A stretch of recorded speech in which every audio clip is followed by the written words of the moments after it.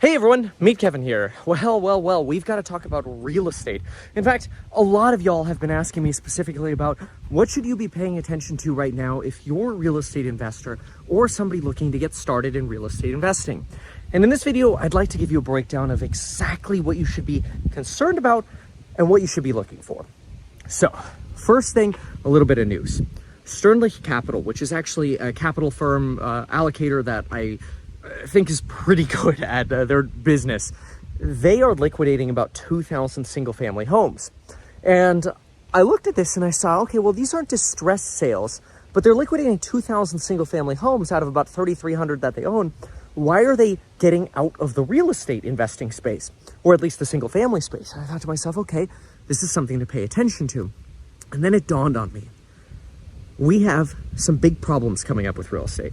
Not necessarily trying to say, oh, here's the big real estate crash. It's actually different. It's more nuanced than that. And it's really important for investors to bear in mind. I'm going to talk about that, and then I'll talk about how to get started and some of the things that I recommend actually looking for and when in the event that you're looking to buy. So what I realized was the reason they're liquidating is because they bought a lot of their portfolio in 2021. In 2021, you could basically buy anywhere, and real estate rent values we're just going up, and up. And this real estate company or this capital allocator is basically able to say, look, we bought this portfolio of homes and look, we were able to immediately rent it for 10% more than what the market had bared just a few months before. That pissed a lot of people off, rightfully so. I mean, you go back to 2020 and 2021, there were shortages of homes to rent. You had to pay substantially more than the market previously suggested you should pay for rent. It was ridiculous. Rents were skyrocketing. That rent skyrocketing actually contributed to a lot of the inflation that we're feeling now, which is really bad and quite unfortunate. Now, for myself, I run a real estate startup. We are expecting and hoping and knock on wood, plan, but no guarantees, to be the vanguard of real estate. Now, really that explanation belongs in a different place. And a lot of it is going to involve buying below market value deals and properties that are not occupied by people now. So we're actually going to contribute to rental supply. But so are the 750,000 homes in America that are being built right now, which is a 2006 level of homes being built. And so are the massive amount of multifamily homes being built that are also going to enter the rental market. All of this is a big problem because all of this suggests that there's probably going to be more downward pressure on rents. In fact, what we've just found is that in 48 out of 100 of the largest cities in America, rents have declined year over year. And within a few months, we expect probably in about 90 out of 100 of those, rents to be net negative. And the going forward appreciation rates for rents are slowing. And there are two big risks that you could run into right now. Number one is buying a property in an area where you think the rent is one thing, but you've actually been clickbaited. How could you be clickbaited? Well, consider this. I own a plane. Fortunately, I personally own that. My investors don't pay a dime of that. And I've been flying around. I've had the privilege of visiting maybe 50 different cities multiple times over the last 6 months. I've been to a lot of different places. Some of them day trips, some of them multi-day trips, whatever, to understand everything I can about real estate. And what we found is that every time we visit some of these markets, we're actually finding more and more rentals are appearing on the market. They're sitting on the market longer, so they're not renting as quickly. And the credit standards and the screening standards are actually falling in some of these markets. And that's a danger. It's almost a danger that's more important than just the price of the property if you're going to rent it out, because it's a headache that you're going to have to deal with. It risks your squatter or eviction, or increases your squatter or eviction risks. And it increases your management headache, the actual involvement of working with potentially people who are not qualified for the properties that you're renting. These are all really big risks. And how could you get clickbaited into buying real estate in such a scenario? Well, let's say you go to one of these markets and somebody tells you, oh, those properties over there, oh yeah, those rent for about $2,400. And you're like, cool, what are the comps? And they're like, oh yeah, here are all the rental comps. And you look, $2,400, $2,400, $2,400. And what it doesn't say in the what it rented for price is that the properties actually included a 2-month rent concession. So now all of a sudden you're like, wait a minute, it had a 2-month rent concession. Well, that's $400 a month. I thought I was getting $2,400 a month. Now I'm only able to get $2,000 for quality tenant. So you have a choice. Take an unqualified tenant and risk an eviction, or lower to the market level of 2,000. Now all of a sudden your return on investment is skewed. And not only is your return on investment skewed, your sale value of the property could potentially fall, especially if you're selling to investors. And three, you've got probably more of a headache in terms of the management intensity. These are really big issues, and they're being driven by a partial reversal of the COVID demographic changes we saw. Remember, during COVID, we saw a lot of people really interested in work from home.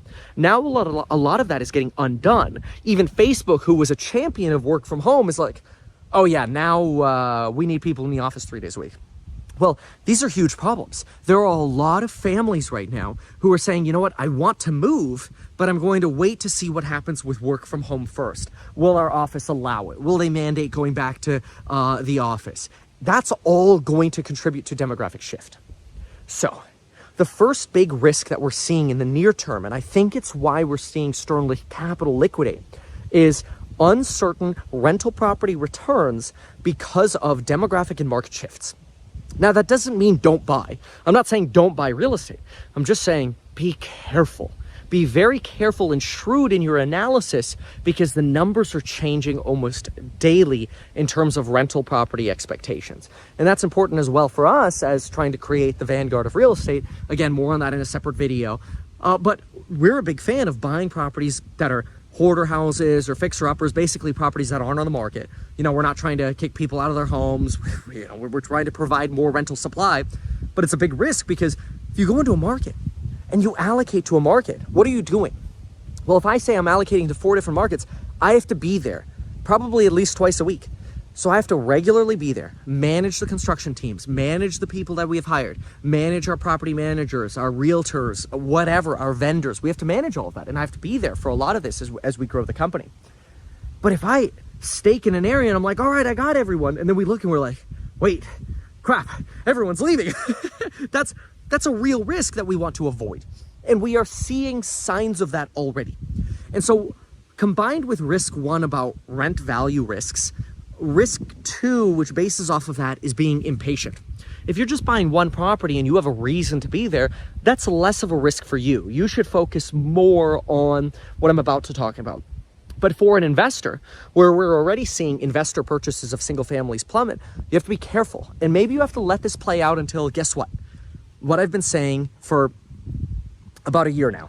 We filed our corporate paperwork for my real estate startup in June of 2022. We didn't raise money until the end of September of 2022, but we've been saying we're probably targeting buying Q3, Q4 of 2023.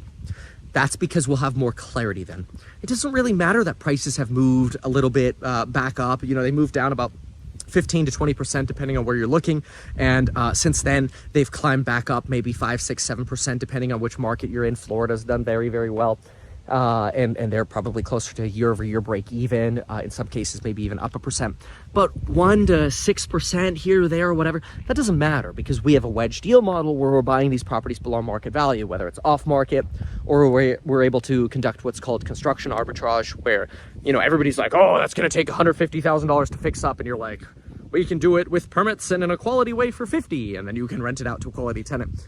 You know, that's a way you could pick up a wedge. That would be a $100,000 wedge in that example. So what does this mean? Well, what it means is be patient and shrewd if you're looking to buy real estate over this next year. Personally, I think the best time to buy is still going to be October, November, December, January, February, March of 2024 and the end of this year, 2023, because A, we'll probably be at the slowest part of our economy. So potentially we'll get closer to peak joblessness. We'll get more clarity on this sort of work from home transition. We'll get more clarity on which cities and towns are, you know, people went into during COVID but aren't coming back to, and now they're leaving. And we'll also have an understanding of rental comps, key for investing. Going back to Sternlich Capital, one of the explanations they gave for selling real estate, not at distressed levels, but just getting out of it, is that they have an uncertainty of return. Well, yeah, that's because they bought in COVID boom towns, where now it's like, well, if rents are going to decline 5% a year for the next 3 years, your ROI gets screwed. Whereas that's actually an opportunity for us. See, we have cash. We're going to be able to see when rents bottom out And then if we can buy when these institutions are liquidating and we can get great deals on those properties, fantastic. Then we played the game perfectly. Now, nobody can play the game perfectly, but, you know, knock on wood, I'm going to always do the best that I can. And my belief since January of 2022 has been that stocks would plummet first and then rapidly recover, which is exactly what they've done. And real estate would probably fall 15 to 20%, which it has. And I did think that when supply went up, it would recover slower. It has recovered a little bit faster, but we still have supply shortages. Massive shortages right now. That's because you're not actually seeing a rapid sell-off of properties yet. Now, as Jerome Powell says, the commercial real estate market is likely to bust slowly. Over time, it's not going to be a rapid explosion like a balloon popping. I agree with him. However, this institutional shift away from a real estate allocation and into other allocations like stocks, because they have to, because stocks are going up, will lead to more inventory on the market and, in my opinion, much better deals. Why would I buy now or in March? And I was there. I was there seeing the multiple offers in January, February, March. And people are like, Kevin, there are multiple offers. Why aren't you buying? And I'm like, because I still haven't seen the bottom in rents, because I still haven't seen the demographic shifts, because I still haven't seen, what's going to end up happening with this city. And because, quite frankly, I said Q3, Q4 of 2023. And while I'm willing to change my mind, so far, I'm not changing my mind on that, because the reason I established in the first place is that I need certainty on all of those items first. And I think I'll have a lot more certainty on those items come probably September, October, somewhere around there. September, October, we'll have a lot more clarity, I expect. We'll have clarity on the Fed, inflation, rental inflation, deflation, work from home, joblessness, so much clarity. And I believe wholeheartedly that we can create the vanguard of real estate in any market that we're in. We can get wedge deals in any market that we're in. Obviously, I teach how to get wedge deals on the 0 to Millionaire Real Estate Investing course link down below. And the do-it-yourself property manager. Whoopsie daisy, my phone died while I was filming the last one, so picking up on this one. And Jack's also here to say hi. Jack, say hi. Hi. How you doing, bro? Good. Everybody saw you in the Fed video today, and they're like, yo, why is Kevin interrupting Jack's video?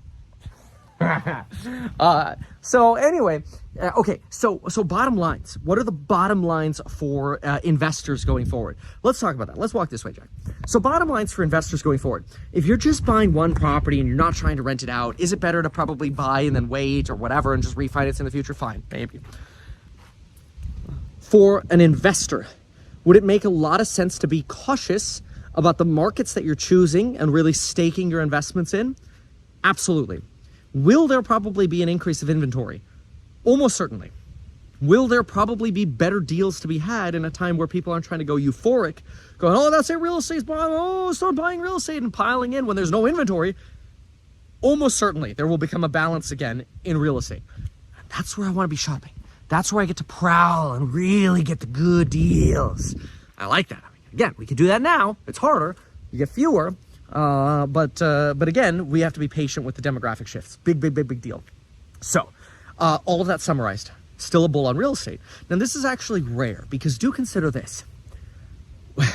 Oh, Jack, the sunset looks beautiful. Let's go look at that over by the dock. Let's go down the dock and look. Red? Yeah, let's show that. Let's show everyone that. It's pretty cool. But anyway, consider this. Most people, and this is where I want you to know that I'm trying to be extremely just transparent and unbiased here. I know people are going to try to make fun of me and go, this is just a justification because prices want to put... No, I mean, think what you want. There are always going to be haters, but I'm just trying to give you my best. Keep this in mind. I'm a financial advisor, licensed financial advisor. I run an actively managed ETF. I have courses on building your wealth. I'll link down below. I don't sell real estate to people, and I don't take clients for my financial advisory business. It's financial advisor because I run the ETF. Hold on, let me get that sun in the shot. Oh yeah, that looks good, Jack. That looks pretty cool. Let's go down to the dock. But anyway, the unique thing is that I'm also a real estate broker, right? I began during the last recession in real estate, so at the bottom. And actually, it wasn't the bottom yet. The market still had bottoming to do. So I felt going through the end of the cycle, hitting bottom, recovering, and the uncertainty about a double dip recession and all this crap, and the quick recovery. I went through all of this. I helped people with short sales and foreclosures and the pain and the disaster that went with all of this.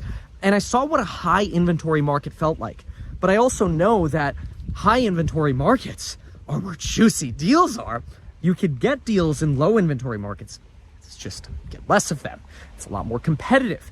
And if you combine the rental and demographic uncertainty with low inventory and the high interest rates we're facing, which this is, you know, we're what, 14 minutes into this video, and this is my first time mentioning higher interest rates. I didn't even mention that part yet. Because the point is, there's a lot more to real estate than just price and interest rate. And I think that's really important to consider. So hopefully that's useful. Now, I do want to be clear about this as well. I think that the next few years, there are going to be phenomenal opportunities to invest in real estate. However, I think a lot of people are going to be blind to those opportunities. They're going to look at the stock market. They're going to say, why would I invest in this? You know, my ETF or that ETF or whatever that I just invested in went up 50% or this, that, or whatever, you know, hypothetically. That looks so beautiful, Jack. All of that is potentially going to dissuade people from real estate.